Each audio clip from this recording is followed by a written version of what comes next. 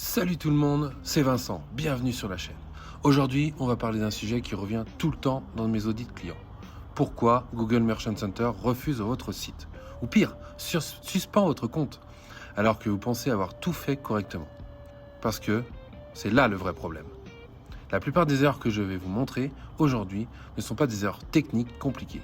Ce sont des détails que vous n'avez pas vus et que vous avez mis de côté en vous disant « je le ferai plus tard ». Et Google, lui, ne le fait pas plus tard. Ce qu'on va faire ensemble, je vais vous montrer 8 erreurs réelles sur des vrais sites avec des vraies URL. Comme ça, vous voyez exactement ce que Google voit. Et à la fin, vous aurez une checklist concrète pour passer votre site en revue ce soir si vous le voulez. Petite précision avant de démarrer, si vous avez déjà une suspension pour misreprésentation ou déclaration trompeuse, spécifiquement, j'ai fait une vidéo complète là-dessus. Je vous mets le lien en description et en fiche. Ce qu'on voit aujourd'hui, c'est plus les erreurs classiques. Ah, et dernière chose avant qu'on démarre.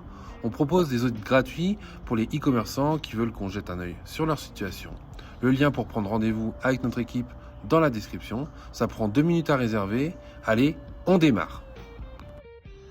Première erreur, et celle qui bloque tout en amont, une page qui renvoie une erreur 403. Regardez cette URL, c'est le site Maloa Shop, une page de catégorie bracelet, bouddhiste. Quand vous et moi on essaie d'y accéder normalement, ça peut fonctionner. Mais quand le robot Google, le Googlebot, essaie de crawler cette page depuis ses serveurs, il tombe sur une erreur 403, accès refusé. Et là, Google est dans une impasse totale. Il ne peut pas lire la page, donc il ne peut pas valider les produits, donc il rejette le flux, c'est simple. Pourquoi ça arrive? Le plus souvent, c'est un pare-feu trop agressif ou un plugin de sécurité. Cloudflare mal configuré, WordFence sur WordPress. Un app Shopify de protection. Ces outils bloquent parfois les IP de Google qui viennent des États-Unis ou d'Europe. La correction, vous allez dans vos paramètres de sécurité et vous vous assurez que les Other Agents de Googlebot sont bien autorisés. Vous pouvez aussi tester en tapant votre URL dans l'outil Inspection d'URL de Google Search Console. Il vous dira exactement si le robot peut accéder à votre page ou pas. Deuxième erreur extrêmement fréquente chez les dropshippers et les nouveaux e-commerçants. Pas assez d'informations de contact. On regarde ce site, sagesse tibétaine, navigation pied de page. Qu'est-ce qu'on trouve comme moyen de contact? C'est là que ça se complique. Google peut analyser votre site automatiquement et dans certains cas, il peut aussi y avoir une vérification manuelle. Et leur première question, c'est « Est-ce que je peux faire confiance à ce marchand ?» Pour Merchant Center, la règle non écrite, c'est que vous devez avoir en pratique, et je recommande d'avoir au minimum 2 de ces 3 éléments, et idéalement les 3. Première, une adresse email professionnelle. Pas un Gmail, pas un Hotmail, un arrobas et votre nom de domaine. Deuxième, un numéro de téléphone valide et joignable. Et troisième, une adresse physique réelle, pas une boîte postale. Ces infos doivent être dans votre pied de page et sur votre page contact dédiée. Si un client doit chercher pendant 30 secondes pour savoir comment vous joindre, vous avez déjà perdu la confiance de Google. Petite pause dans ces analyses. Si vous trouvez cette vidéo utile, le meilleur moyen de me le dire, c'est de laisser un pouce bleu juste en dessous.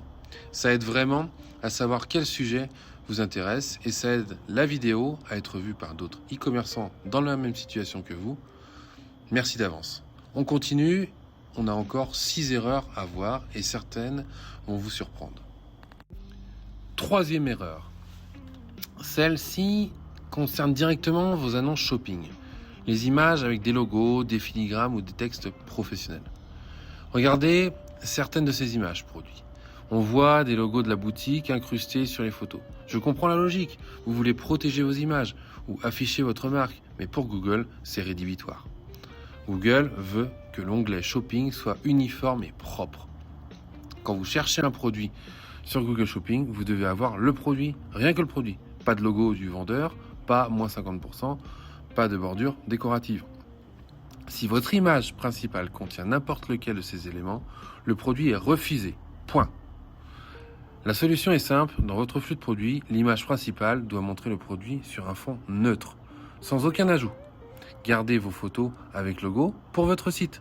Envoyez à Google la photo propre. Quatrième erreur, Et là, on touche à quelque chose que Google prend vraiment très au sérieux, la transparence sur la livraison.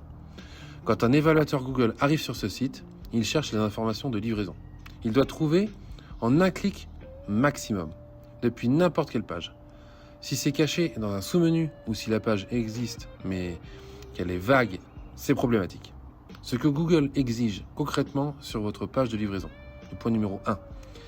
Les délais de traitement, le temps que vous mettez à préparer et expédier la commande. Entre 1 à 3 jours ouvrés, quelque chose de précis. Numéro 2. Les délais d'acheminement. Le temps que prend le transporteur une fois que le colis est parti. Soyez réaliste. Si vous faites du dropshipping depuis la Chine et que la livraison prend 15 jours, écrivez-le. Google déteste les surprises pour ses utilisateurs. Numéro 3. Les tarifs. Comment sont calculés les frais de port?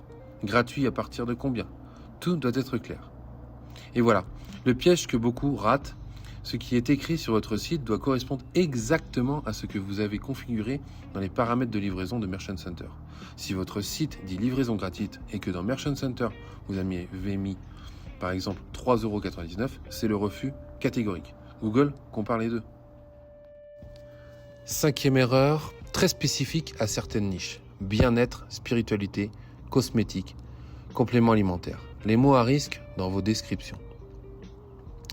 Sur ce type de produit, on voit souvent des descriptions qui utilisent des formulations comme favorise le bien-être, bonne santé, apaise les douleurs, jeunesse éclatante.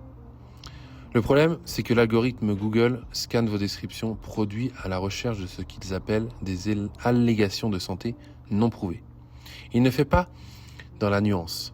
Dès qu'il détecte un mot associé à la guérison, à un bénéfice médical ou physique, votre compte peut être signalé pour fausse déclaration. Vous vendez une fontaine d'intérieur. Parlez du bruit de l'eau, du matériau, des dimensions, de l'ambiance qu'elle crée. Ne dites pas qu'elle réduit le stress ou améliore la santé. Même si c'est vrai, même si vos clients le pensent, si vous ne pouvez pas le prouver avec une étude clinique, ne l'écrivez pas dans votre fiche produit Google. 6e erreur. Et celle-ci, elle est presque embarrassante quand elle arrive. Mais elle arrive vraiment. Laissez du lorem ipsum sur votre site. Lorem ipsum, pour ceux qui ne connaissent pas, c'est ce texte en faux latin que les designers utilisent pour remplir les espaces avant de mettre le vrai contenu. Lorem ipsum, dolor sit amit. Quand Google crawl votre site et qu'il tombe sur ça, sa conclusion est immédiate. Ce site n'est pas terminé. Et un site pas terminé pour Google, c'est soit un site en cours de développement qui n'aurait pas dû être soumis, soit un site de mauvaise qualité créé à la va-vite. Avant de faire quoi que ce soit dans Merchant Center, parcourez chaque page de votre site, chaque bloc de texte, chaque section à propos, chaque politique, chaque catégorie. Supprimez tout ce qui vient du thème par défaut de votre Shopify ou WordPress, qui n'a pas encore été personnalisé. Cette 7e erreur est liée à la précédente, les collections vides. On est sur Morphose Paris, on clique sur la catégorie gel dans le menu de navigation et la page est là, mais il n'y a aucun produit dedans. Imaginez la même chose dans un magasin physique. Vous voyez un panneau rayon gel coiffant, vous y allez, les étagères sont vides. Vous seriez agacé, vous partiriez. Sur le web, c'est pareil. Google appelle ça des SOF 404. Des pages qui techniquement existent, mais qui n'ont pas de contenu utile. Ça dégrade votre score de qualité de site, et si vos annonces shopping pointent vers des pages de catégorie vides ou des produits qui n'existent plus, vous allez droit vers une suspension. La règle, c'est si une collection est vide, masquez-la. Ne la laissez pas accessible dans votre menu de navigation. Soit vous avez des produits pour la remplir, soit vous la cachez jusqu'à ce que vous les ayez. 8e et dernière erreur, et c'est peut-être la plus piégeuse, parce qu'elle est souvent intentionnelle de la part des marchands, ce qui rend les choses encore plus compliquées. Sur cette fiche produit, quand on descend tout en bas, le footer est soit absent, soit incomplet. Pas de mention légale visible, pas de lien vers la politique de livraison, pas de CGV accessible directement depuis là. Voilà ce qu'il faut comprendre. Sur le parcours Google Shopping, quand un client clique sur votre annonce, il n'arrive pas sur votre page d'accueil. Il arrive directement sur la page produit. Cette page, c'est la seule chance que vous avez de le rassurer avant qu'il achète.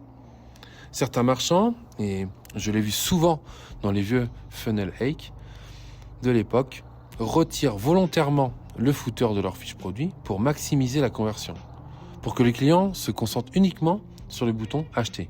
Oubliez ça tout de suite, ça ne fonctionne plus et ça vous coûte votre compte Merchant Center.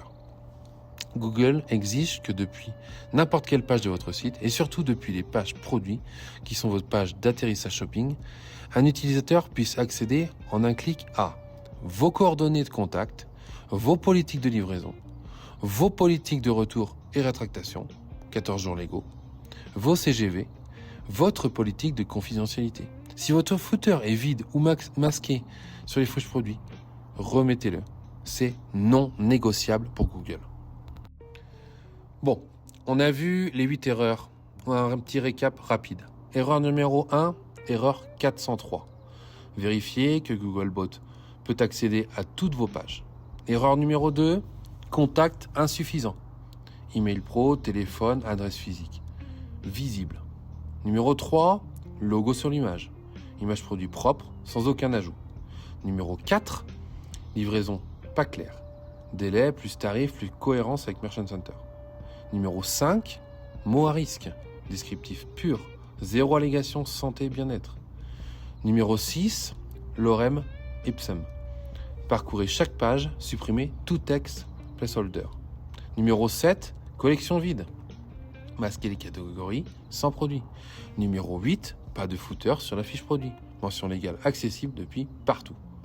Si votre compte est actuellement suspendu, je vous dis la même chose qu'à mes clients. Ne cliquez pas frénétiquement sur demander un examen sans avoir rien changé. Chaque demande de révision brûle un peu plus de votre crédit auprès de Google. Corrigez d'abord, demandez ensuite.